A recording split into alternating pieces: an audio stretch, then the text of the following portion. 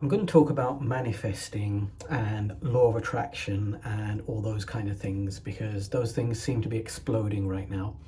And we're seeing a lot of debate on people saying things like, we're not sure if this is compatible with believing in God and things like that.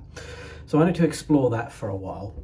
So I've got here The Secret by Rhonda Byrne. This is like the definitive manifesting book, which has all the stuff that I guess you could say it summarizes the idea of manifesting and what that means. And I'm also going to talk about the Quran. This is my favorite translation, the Abdul Halim copy. I do recommend everybody get this one. Actually, make sure you have at least one copy of this because it does have everything you need in terms of footnotes and explaining quite clearly what the Arabic means and all of that stuff. But mostly I'm just going to rely on my memory, so hopefully I can remember everything I want to say. So here's the thing: if you have a deep understanding of God via Islam, then these ideas of manifesting and law of attraction aren't really going to give you much trouble, because as far as the Quran goes, as far as Islam goes, God is doing everything at all times. There is never any point where we individually have any power to do anything. Even the power for us to breathe or to move our fingers a millimeter is not within our power. So we make the intention. Let's say you want to move your finger a millimeter. You make that intention and then God decides if it's going to happen or not. So literally everything is being done by God at all times. So once you've understood that, that takes you away from this idea that I am making anything happen. So if you go out there and you work hard, so you always hear people, especially if they've made a bit of money or had a bit of success, they'll say things like, oh, I rolled my sleeves up and I worked hard. Really? Like, no, right? So it was God who decided that you were going to get whatever you got. Some people work really hard and get nothing, and then some people don't work very hard and they get everything. So these are just God's ways of testing all of us one way or another. So you've got to get away from this idea that you yourself are doing anything. And in that respect, manifesting is quite a good concept because it isn't pushing this idea that you yourself are doing anything, really. Anybody out there who says, oh, I'm manifesting things myself, well, that's a bit absurd. Like your hands aren't moving to make these things happen, so it must be God, because who else is there? So that, I think, is where manifesting makes a lot of sense. We all know that if you think negative thoughts, negative things start to happen, primarily and immediately in your body. Like when you start thinking negative thoughts, your stomach starts to get all tied up. Before you know it, there's stress hormones going through you. Why would you do that? And that's another good thing I think about this kind of law of attraction thing, which tells you that if you think negative thoughts, then more negative things are going to happen. That's just a fact. That's an observed fact. We all know that. We've all seen it happen. So if you believe that happens on the negative side, why don't you believe that happens on the positive side? Why don't you believe that if I think positive thoughts, that positive things are going to happen to me? It's obvious, right? Logically, that's what would happen.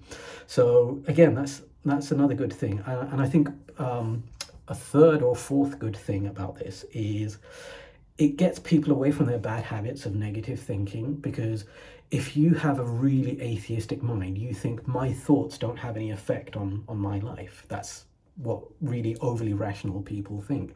And then they feel like they've got license to think as many negative thoughts as they want, because it's like, oh, it's my life, my choice. No, thinking negative thoughts is going to make negative things happen. We all know that just from experience, so why would you do it? So with a lot of these youngsters now picking up on these things, I'm seeing a lot of good signs where it's getting them away from constant negative thinking. So you can't really complain about that. Where it starts to get a bit iffy is when people start saying, oh, I'm going to ask the universe for this and all of that.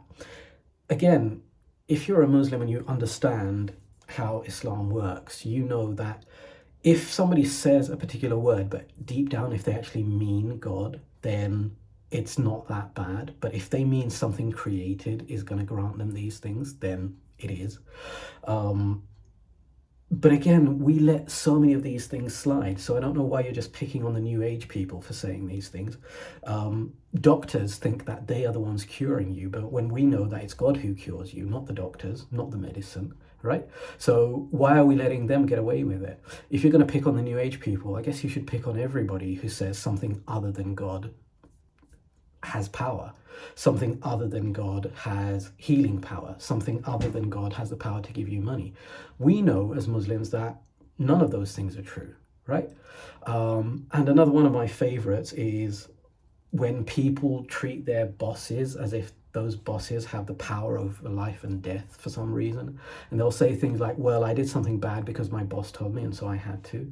What happens? Your religion just stops at the point of making money. Like when it comes to making money, you're allowed to do anything you want.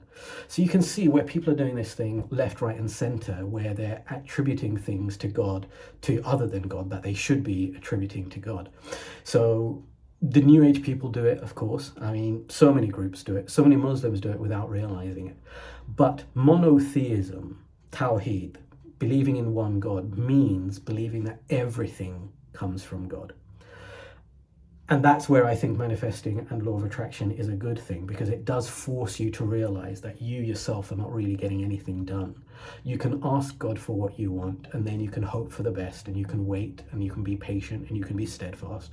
All of the things that the Quran tells you to do. And in that sense, I think it's a step in the right direction, because I think this culture has got far too atheistic, far too rationalistic, and all you see is matter as this kind of inert material that you have to push around. You have this attitude of, well, if I don't do it, it won't get done. What? Like, you could drop dead right now and things would still get done, right? God is still there. God is still always going to make things happen, not you. It isn't you. You're not making anything happen, right? You ask God for everything and then God decides whether that's going to happen or not. So those are the things I wanted to say about this stuff. The other thing I like is that they're pushing a lot of gratitude. So again, all this gratitude journaling stuff. I think we as Muslims dropped the ball on this, because our Prophet, peace be upon him, said big things about gratitude. And the Quran itself says, if you are thankful, I will give you more. And Al-Ghazali elaborates on this concept of gratitude when God says, if you are grateful, I will give you more. He says it's the only thing in the Quran where God gives a guarantee. He says everything else, prayer, forgiveness, it says God will do it for whom he wills, or God will do it if he wills. But when it comes to rewarding gratitude and multiplying what you are grateful for, there isn't that qualifier in the Quran, which means it's guaranteed. It's guaranteed to happen in your life. So literally whatever you are grateful for will multiply. That's there, it's in the Quran. And we as Muslims, we dropped the ball on this, because the New Age people, the manifesting people, they're very big on this and they're running with it. And we should have been doing this more than anybody, and we didn't.